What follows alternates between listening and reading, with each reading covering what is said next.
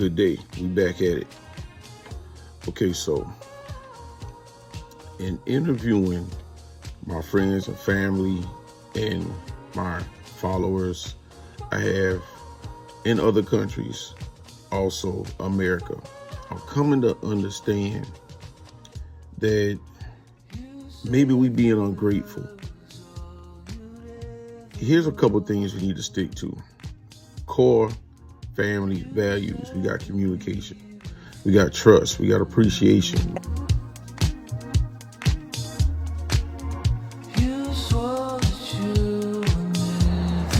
Trust and betrayal was the number 1 issue. And as I started looking at this, I went back and looked at all the conversations in these new relationships that we started studying in Seattle a couple of months after the wedding.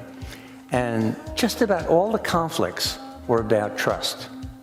And you can think of there being a fan that opens up, where every region of the fan is a different area of trust.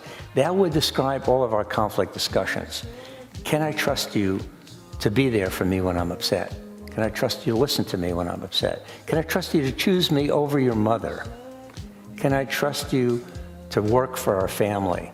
Can I trust you to choose me over your friends? Can I trust you to not take drugs and go back to those bad habits? Can I trust you to not cheat on me?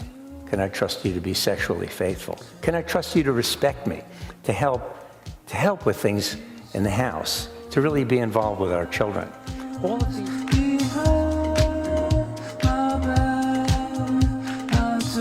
The deepest human need is the need to feel appreciated.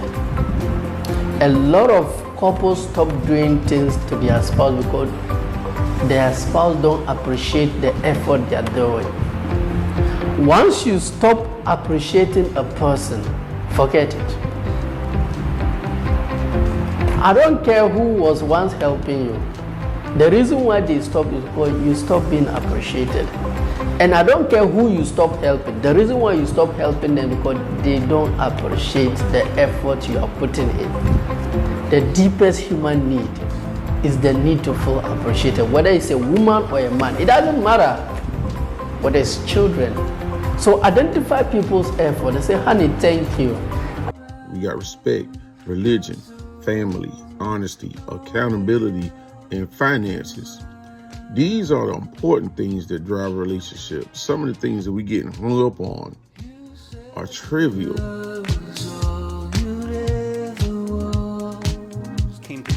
Without love, she reacts without respect. Without respect, he reacts without love. Without love, she reacts without respect. Without respect, he reacts without love. Without love, she reacts without respect. Without respect, and this baby starts to spin, and it gets crazy, and I call it the crazy cycle. And when the issue on the table could be talking about money, could be talking about sex, could talk in-laws, should we move from Houston to Michigan, should we move from Michigan to Houston, whatever these gray area issues are that are important, they're real issues, but at this point you see the spirit of your spouse deflate, you've entered the crazy cycle, and in most cases, she's feeling unloved, he's feeling disrespected. Now we've asked 7,000 people this question. When you're in a conflict with your spouse, do you feel unloved or disrespected at that moment? We've done this again and again and again. The reliability of this question is in. 83% of the men say they feel disrespected. 72% of the women say they feel unloved. You know there's almost nothing more fruitless than a couple who comes in and they both don't want the same thing. One of them's just there because the other one wants them there. And they're just doing it as like, all right, so I can say I did it. It was the last thing I tried it or whatever it is. But when you have a couple come in and no matter what has gone on in their relationship, and there may be real deep hurts and wounds there, but they're both saying, I don't know how we're going to get out of this, but we want to be together. We may have a hard time even seeing that happen, but we both want that. Man, you can work with that, and it may take a while. But when they're on the same page, it's like, oh man, it's so much better than one person you just know is just kind of going through the motions. Yeah.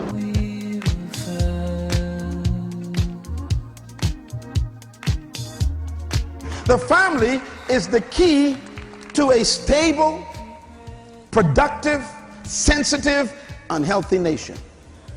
The family is. The family is the prototype of society.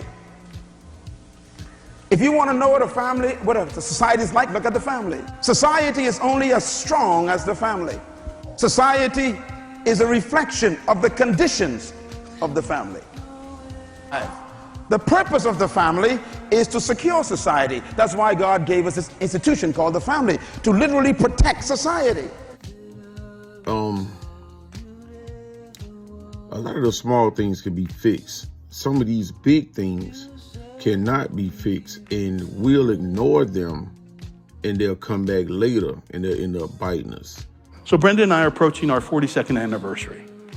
And I can tell you this, I cannot imagine sincerely that my marriage could get any better than what it is right now. And I love my wife so much. She's my friend, she's my soulmate, my lover, my best time. And if we can come back from the brink, maybe your marriage can too. If we can go from hurting each other to cherishing each other, then I think relational resurrections are possible. Now, I know it takes two people to make this work. I know that one person can't do it on their own, so I'm not going to pretend like that, and I don't want anybody to feel judged in that. But people say to me all the time, you know, you're so lucky you found somebody like Brenda and you have what you have. And I say, luck's got nothing to do with it. Communication, if she sits down and has a conversation with her husband, then it could be very fixable. It's going to take multiple conversations. It's going to take not just multiple conversations. It's going to take some deep conversations. Because these deep conversations we're going to figure out how we arrived here. See, if you don't do what we call self-reflection, you will never become self-aware. Self-reflection, we look at what brought us to this point. And then you become I'm aware of the emotions I have. I'm aware of what triggers me. I'm aware of the things that I desire. So you can't become self-aware until you reflect on the things that have got you to this point. And so that's what I would say. So, for example, if you like short, the person never gonna grow. If you like tall, they never gonna shrink. If you're dealing with someone who has different political views, those things could blow up later. Like, it might be okay this election or that election, but 4 years from now, let's say if David Duke on the ballot, I'm not going to be a Republican that time. You can forget it. So we got to understand how to nourish and cultivate the relationship that we're in before we abandon ship. I think we got to, and I know the first thing people hearing right now is, I'm not going to settle. It's not settling. It's actually what you can get. You got to be real with yourself. We're going to talk about something that pretty much any and everyone that has been in a relationship, going to be in one, wants to be in one, whatever the case may be. And that's called settling. Ooh. Yeah, we're going to talk about settling because you always see a lot of people, men or women, I would say more so women on that end, but they always say, I'm not settling. I want this type of person, I'm not settling. I'm not compromised. Well, they don't say compromise, they say I'm not settling. Right. Like you said. Right. Because settling. compromising sounds like. But here's the thing. If you say you're not compromising, sounds like you're selfish. But if you say, you know, I'm not settling, then people are like, oh, I don't blame you. I'm not settling. No matter what, who you choose to be with, you're going to settle. Because there is no person that's going to check off every single box that you may have. So regardless of what you think out here, check off every single box, honey. I do not check off every single box. We're not even going to sit up here and play that role. So you're going to settle, and that's the thing I like.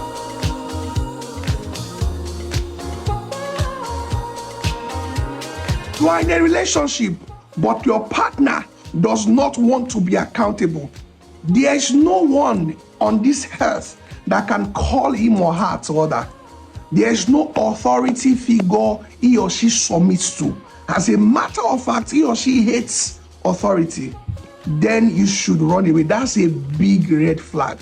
If someone does not like correction, they don't want to be corrected, they resist correction and they resist accountability, then that's not the person you should marry. That person you should run away from and keep a distance from. Don't say he's a nice person, he's a good person. Anyone that has rejected accountability has indirectly chosen irresponsibility. They will shock you and they will even shock themselves. Run for your life. But it is what it is. Check this out. See, we women, I'm counting me as well, you understand? We don't like accountability. We don't. It's like kryptonite to us.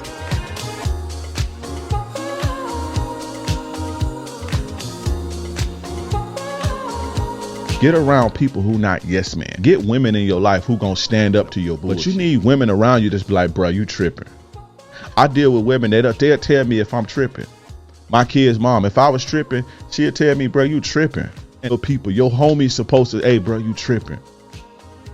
If you're a 50-year-old man, you can't expect to have a virgin at this point of your life. You're gonna deal with a woman that's gonna have kids. You're gonna deal with a woman who has been in relationships before. You're gonna deal with a woman who maybe was married a few times. Maybe her first husband was this religion. Maybe her second husband was that religion. Maybe her third husband was this religion. And she got all this experience. You coming to the table with all your experiences. Yours don't just supersede hers. Her experiences were real. Your experiences were real. So, but generally people enter in another relationship when they have not had some good experience in the previous one, and that's the reason why they're entering another relationship. So this type of experience could bring feelings of being cheated, being abused, being tortured, being misunderstood, the partner telling you lies, not keeping promises. One could have also gone through financial losses. So many variety of experiences, trauma. We need to become a little more mature from the past experience. We can surely, that does not mean that we should not be aware, that does not mean that we should not be conscious or even cautious, but we don't need to get psyched by our past experiences. And dump those feelings of past experiences on our present partner. Y'all got to sit back and get back to the core issues. Get to the core issues. I'm not saying buy a dog and die alone, because that's not what I want. I want everybody to be in a loving, thriving relationship, but I also know this is not the reality. This is not the reality, but for the people who I love, the people who close with me, I want you to be in a loving, thriving relationship. And I don't want you to settle. But I do want you to understand that being in relationships takes both sides. It takes two people to be in a relationship. It cannot only be your way. Sure. People say, oh, relationships are tough. No, they're not. They're only tough when one person's working on it. That's right. Two people can move a couch real easy. One person can't move it at all. Stop competing. Her success is your success, and your success is her success. There is no equality in a relationship. It's like, we equals. No, you're not. You're both there to serve. It takes two people to be in a relationship. It cannot only be your way.